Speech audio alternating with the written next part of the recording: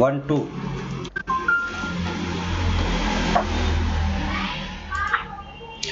नमस्कार, मैं हूं गिरीश गेरोला और आप देख रहे हैं मेरू रहबार। विधानसभा 2022 के लिए उत्तराखंड कितना तैयार है और कितने तैयार हैं हमारे माननीय विधायकों की तैयारी से पहले हर दलों से दावेदारों की तैयारियां धरातल पर दिख रही हैं और दावेदारों की तैयारियां को लेकर मतदाता कितना जागरूक है, क्या क्या मुद्दे हैं जिनका समाधान हो चुका है और क्या क्या मुद्दे हैं जिनकी समाधान की अपेक्षा मतदाता इस बार कर रहे हैं। तो आज की चर्चा के लिए हमने चुना है उत्तरकाशी जिले की पुरोला विधानसभा को, जहां से जो दावेदार हैं दुर्गेश लाल बीजेपी में हैं। इससे पहले निर्दलीय उन्होंने चुनाव लड़ा था वहां पर, वो हमारे साथ में हैं। लेकिन इससे पहले कि हम दुर्गेश लाल जी से जुड़े, जरा आपको दिखा देते हैं कि मुख्यमंत्री त्रिवेंद्र सिंह रावत जब पुरोला विधानसभा के मोरी में आए थे तब उन्होंने वहां पर क्या कहा था। उत्तरकाशी में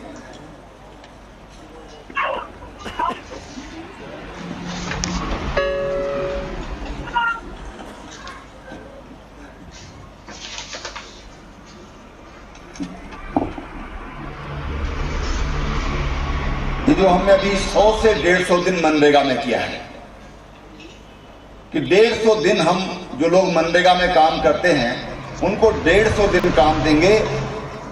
मुझे खुशी है उत्तरकाशी जनपद की कि यहां पर अभी तक 100 दिन जिन्होंने काम किया है ऐसे परिवारों की संख्या 4082 है और उत्तराखंड में नंबर 1 पर उत्तरकाशी जनपद ने इसमें काम किया है। मैं यहाँ के जिलाधिकारी, हमारे यहाँ के जो प्रधान। तो मुख्यमंत्री त्रिवेंद्र सिंह रावत पुरोला विधानसभा के मोरी क्षेत्र में आए थे, उन्होंने तमाम वहां पर घोषणाएं की हैं। इससे पहले क्या परिदृश्य रहा है और अब क्या परिदृश्य होने वाला है, हमारे साथ जुड़ रहे हैं दुर्गेश लाल जी पुरोला से। दुर्गेश जी, स्वागत है आपका मेरू रहबार में। भाई साहब, धन्यवाद आपका। दुर्गेश जी, पुरोला विधानसभा सीमांत जनपद है, उत्तरकाशी का जनपद है और दूसरे प्रदेश से सीमाएं जुड़ती हैं इसकी। इस बार इससे पहले आप दावेदारी कर चुके हैं निर्दलीय प्रत्याशी के तौर पर। आप लगभग 13,785 मत लेकर आए हैं। आप एक रिकॉर्ड आपने रखा है लोगों के सामने। तब आप के दोनों बीजेपी और कांग्रेस आपके दुश्मन हुआ करते थे, राजनीतिक दुश्मन। इस समय आप ने जब एक दल को चुना तो क्या लगा आपको कि कौन सा दल चुनना चाहिए, क्या चीज पसंद आई आपको भाजपा की? भाई साहब, पहली बात तो मैं अपने आप को सौभाग्यशाली मानता हूं कि मैं भारतीय जनता पार्टी में का सदस्य हूं और मैं इस प्रदेश के जो मुखिया हैं त्रिवेंद्र सिंह रावत जी, जिनकी एक जीरो टॉलरेंस का एक जो नारा दिया है, उनकी नीति और रीति से मैं प्रभावित होकर के और देश के यशस्वी प्रधानमंत्री नरेंद्र मोदी जी, जिनके नेतृत्व में आज हमारा देश चौमुखी विकास कर रहा है, और तो मेरा मन भी किया कि क्यों ना मैं ऐसे नेतृत्व के साथ अगर जुड़ जाऊं तो मैं अपने जो विधानसभा है जहां पे समस्या रहित है, आज तक जितने भी यहाँ से जो विधायक चुन के गए उन्होंने इस विधानसभा के साथ सिर्फ सौतेला व्यवहार किया है। उन्होंने थोड़ा 1 मिनट के लिए रोकना चाहूंगा, क्योंकि बीजेपी के प्रति आपने अपनी श्रद्धा व्यक्त की है और बीजेपी के विधायक पहले भी रहे हैं, मालचंद रहे हैं यहाँ पर बारी बारी से। तो उस वक्त कुछ कमियां रह गई थी, वो व्यक्तिगत कमियां थी या पार्टी की कमियां थी या दूर का क्षेत्र है छूट गया था, आपको क्या लगता है? भाई साहब, इसमें पार्टी की कोई कमियां नहीं थी। पार्टी हमेशा जो है अपने प्रदेश के प्रति समर्पित होती है और चाहती कि विकास करे, तभी पार्टी हमेशा दावा करती है। और यहाँ पे जो कमियां रही थी वो एक क्षेत्रीय जो प्रतिनिधि, यहाँ से जो प्रतिनिधि चुन के भेजा था, उन्होंने कभी क्षेत्र के बारे में सोचा ही नहीं, उन्होंने कभी विकास के बारे में सोचा ही नहीं, उनकी रीति नीति ठीक नहीं थी। इसी वजह से मैंने विधानसभा 2017 में जो चुनाव लड़ा था, यहाँ का जो जनमानस एक हुआ, उन्होंने अपने मन बनाया कि यहाँ पे जिनको भी हमने जो है प्रतिनिधि चुन के भेजा, उन्होंने कभी हमारा काम किया नहीं, हमारी आवाज बन के कभी सदन में उन्होंने बात नहीं करी। मुझे लगता है और इस परिप्रेक्ष्य में मेरी विधानसभा की सम्मानित जनमानस ने मुझे चुना था और मुझे भरपूर सहयोग मिला। लग रहा है इस कार्यक्रम मोरी में सीएम का जो कार्यक्रम था, मीडिया रिपोर्ट की बात करें तो यह कहा जा रहा था कि जो मालचंद जी हैं वो अलग थलग दिख रहे थे, तो क्या इसमें सच्चाई है? इसकी वजह क्या रही होंगी? मैं व्यक्तिगत टिप्पणी नहीं करना चाहूंगा, लेकिन वो सब कुछ जनता के सामने प्रत्यक्ष रूप से दिख रहा था। लेकिन मैं माननीय मुख्यमंत्री का तहे दिल से धन्यवाद करना चाहता हूं कि वो प्रोला विधानसभा के मोरी विकासखंड में है, जो कि एक सीमांत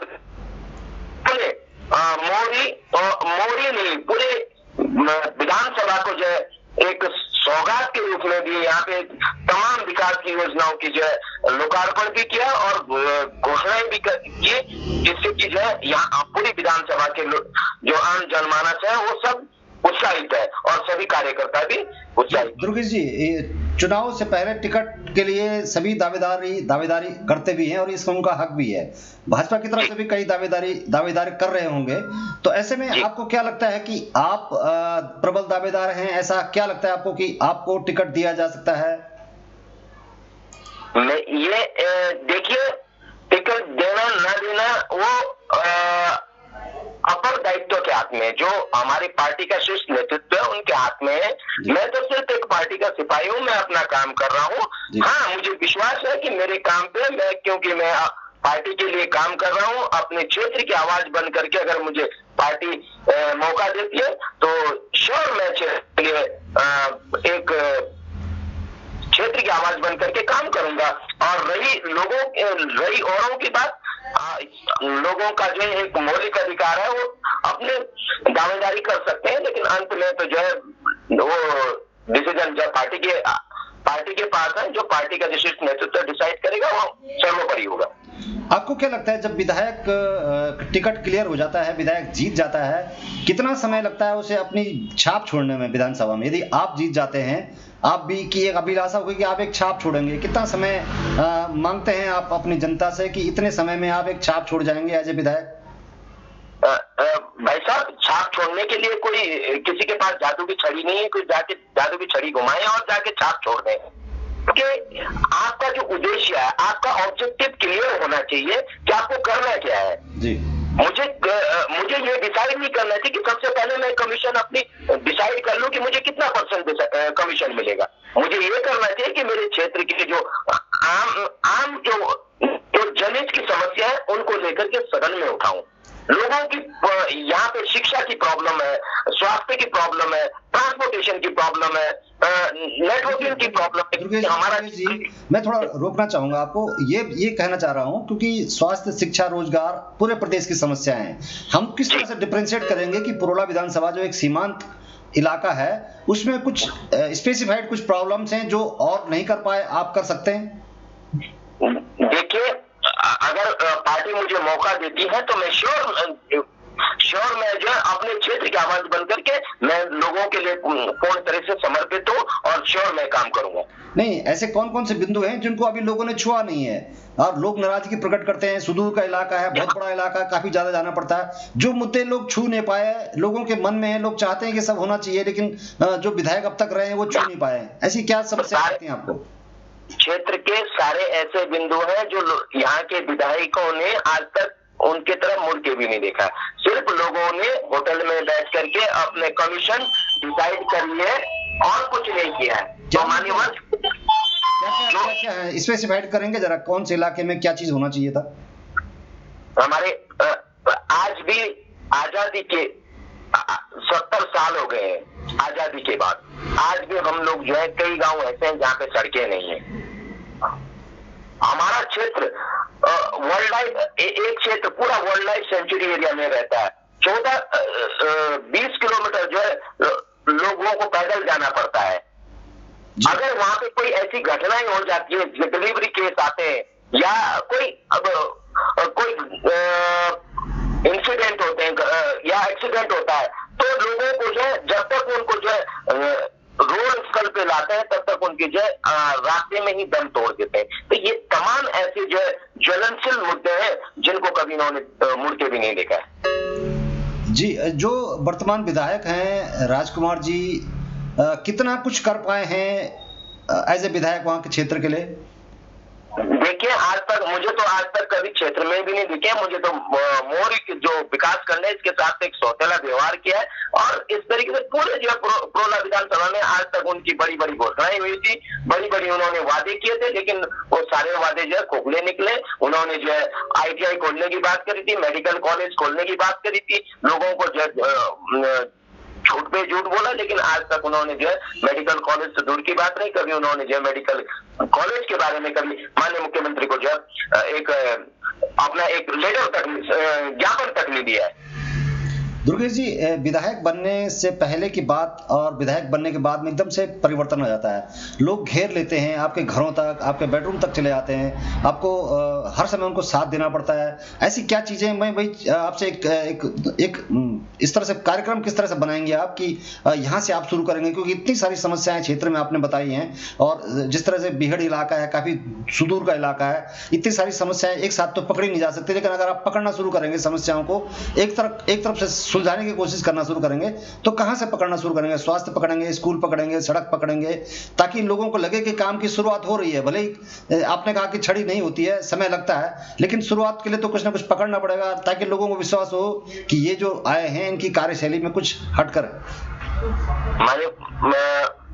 भाई साहब, सरकार के पास पूरा एजेंडा तैयार है, लेकिन उस एजेंडे को छोड़ने के लिए एक ऐसा व्यक्ति चाहिए जिसकी नीयत साफ हो।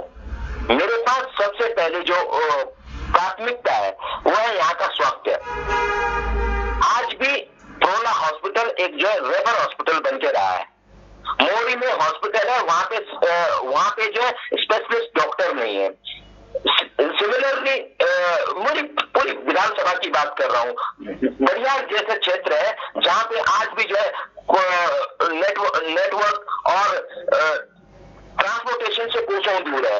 तो लोग जो है पूरी विधानसभा में ऐसे मैं 100 गांव के नाम बता दूंगा आपको कि जो है जहां पर आज भी लोग जो है ट्रांसपोर्टेशन से वंचित है।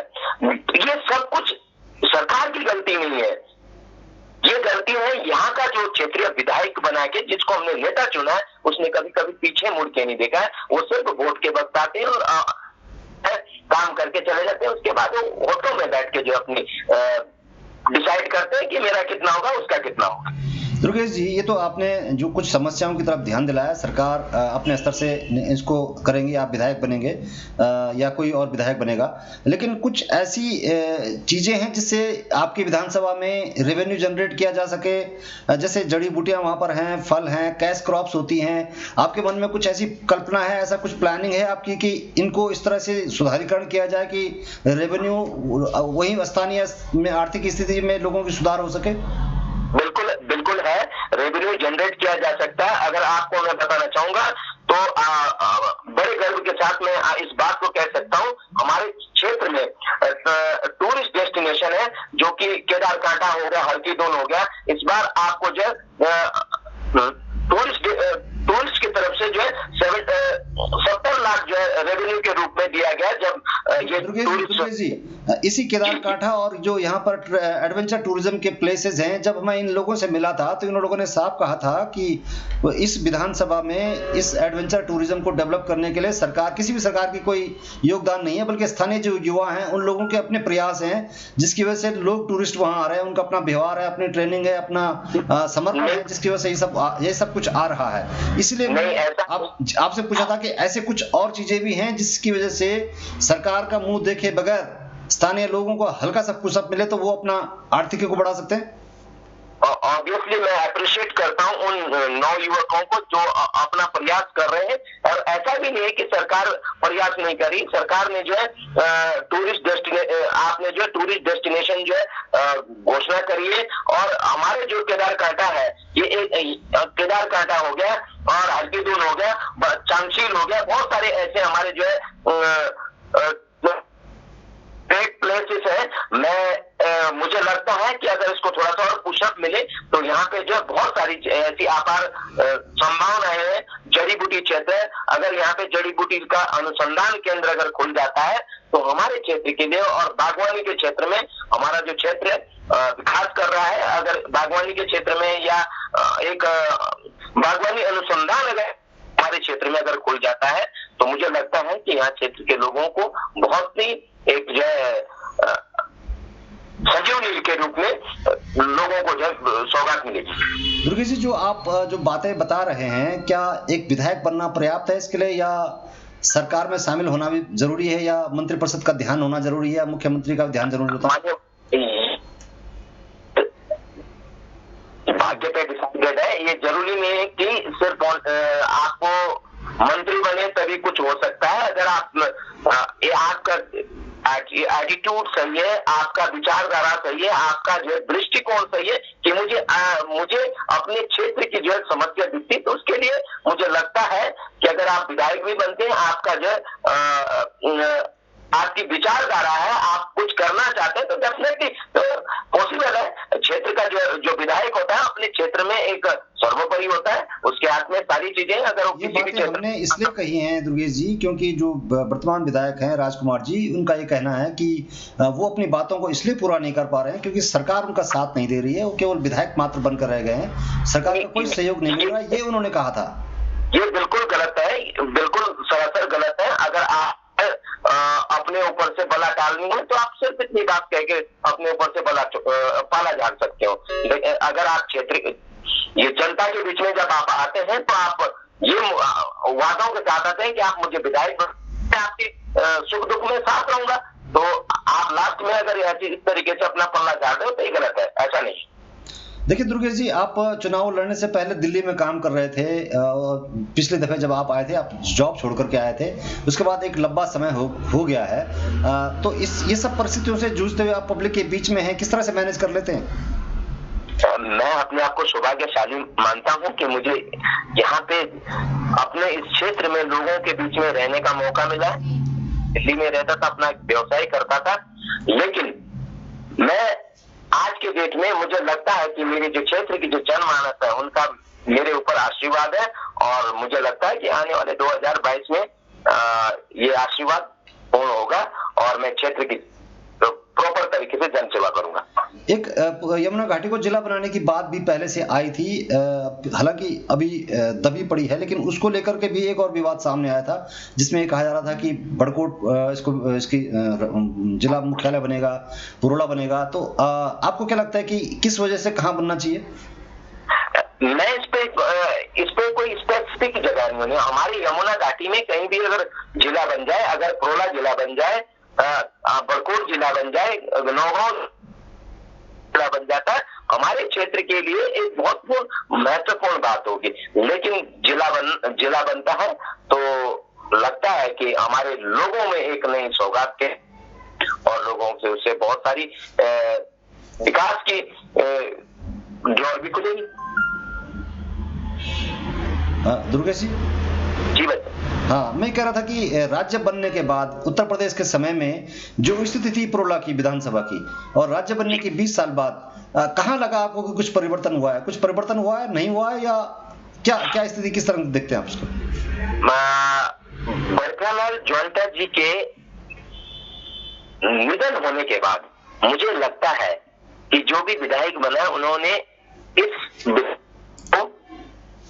और पीछे लेके गया, आगे बढ़ाना दूर की बात है। ये तो मुझे लगता है कोई परिवर्तन नहीं है। जो भी लोग कर रहे हैं वो अपने व्यक्तिगत सोच से यहाँ पे लोग जो है परिवर्तन कर रहे हैं, वो चाहे बागवानी क्षेत्र में हो, चाहे किसी भी क्षेत्र में हो, और लेकिन जिनको हमने चुन के भेजा उन्होंने आज तक यहाँ पे जो एक सौतेला व्यवहार किया लोगों के साथ। आपने कहा चुन के भेजा उन लोगों ने सौतेला व्यवहार किया, ये आपका संकेत विधायकों के लिए है या पंचायत प्रतिनिधियों के लिए भी है?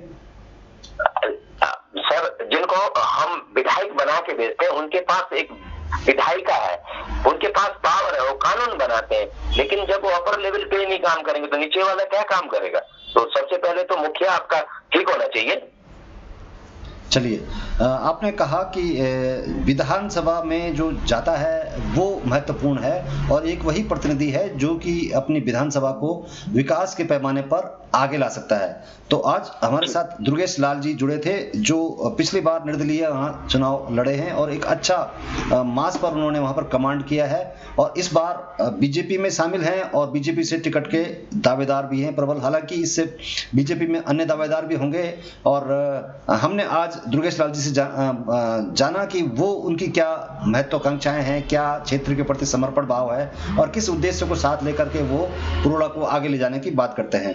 तो दुर्गेश लाल जी, आज आप मेरू व्यवहार से जुड़े, आपका बहुत बहुत धन्यवाद। धन्यवाद भाई साहब।